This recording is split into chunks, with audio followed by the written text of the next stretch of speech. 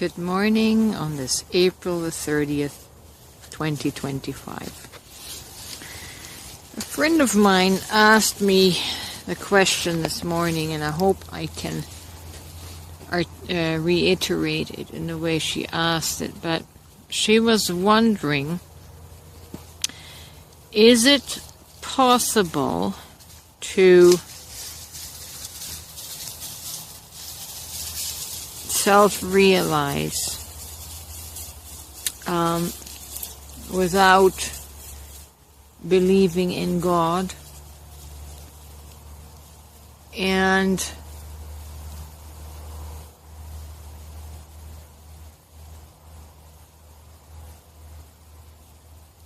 can you self-realize and still love God?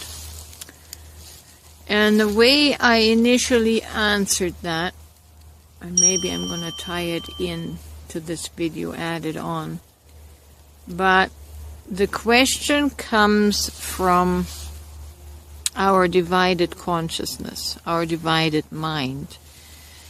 Because our brain is split into two hemispheres, we process information in a linear way, in a separate way, in a distinct way.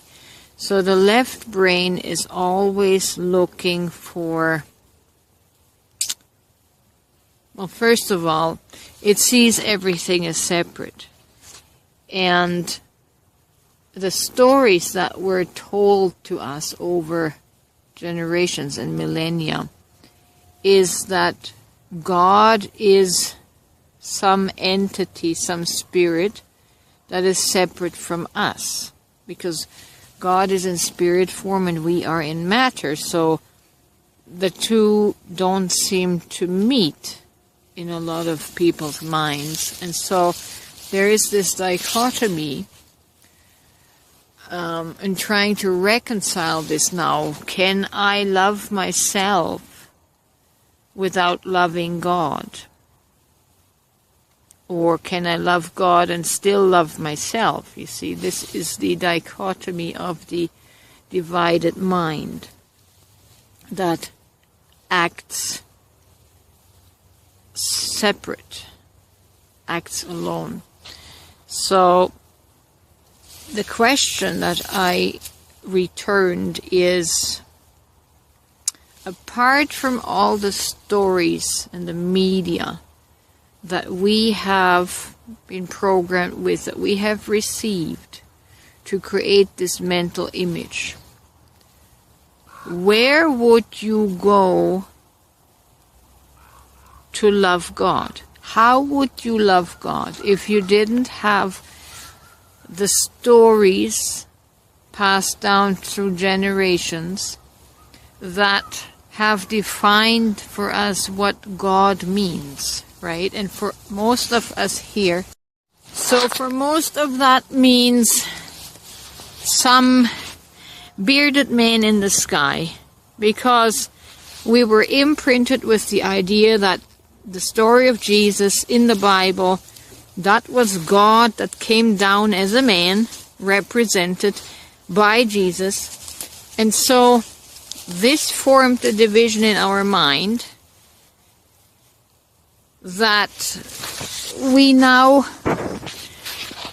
this formed the problem in our mind, that now we, in order to give God all of our love, we have to direct it toward Jesus, who is the representation of God in flesh.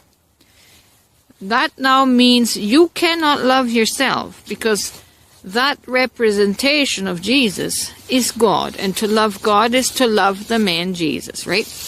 But that's a problem that was created in the mind. So that's why I say, if we had not had these stories imprinted on our memory, on our soul, our psyche, in our DNA, where and how would you love God if this image of Jesus hadn't been formed? If that did not exist, how would you love God? what is God, right? So we would have to start from scratch and determine what is God. If God is spirit, and spirit is likened to wind, you can't see it, but you can only feel it, and you can hear it in the trees. That spirit, that life force, is that not in everything? Is that not in you? So therefore, my answer was, it wasn't a detailed answer, it was a spur of the moment, but I said, so since we have no address to go and find God, right? Because God doesn't live in an address, God is everything.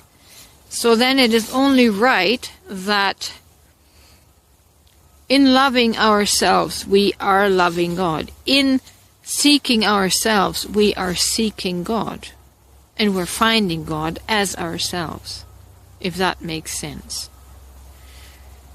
It's going to be difficult for that to make sense because of the programming that's in there about God being, God even having a name, God having the appearance of Jesus. We have to erase that in order for God to be everything and in everything as everything, and that includes you.